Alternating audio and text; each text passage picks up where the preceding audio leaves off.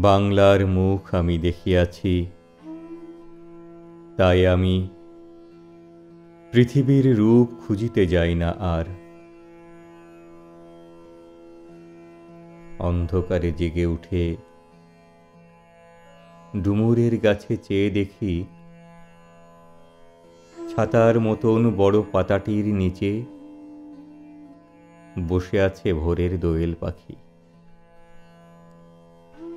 চারিদিকে চেয়ে দেখি পল্লবের স্তূপ, জাম, বট, কাঁঠালের, হিজলের, অশথের করে আছে চুপ।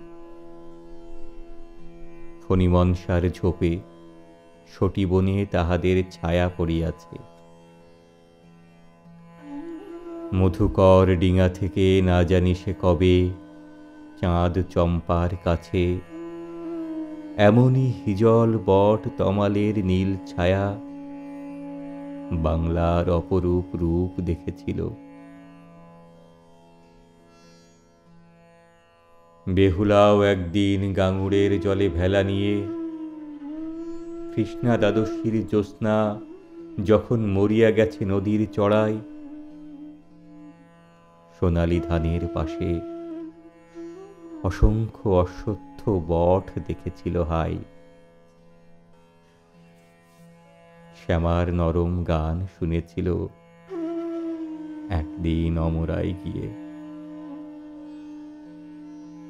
ছিন্ন খঞ্জনার মতো যখন সে নেচেছিল ইন্দ্রের সভায়, বাংলার নদী মাঠ ভাঁটফুল ঘুঙুরের মতো তার কেঁদেছিল পায়।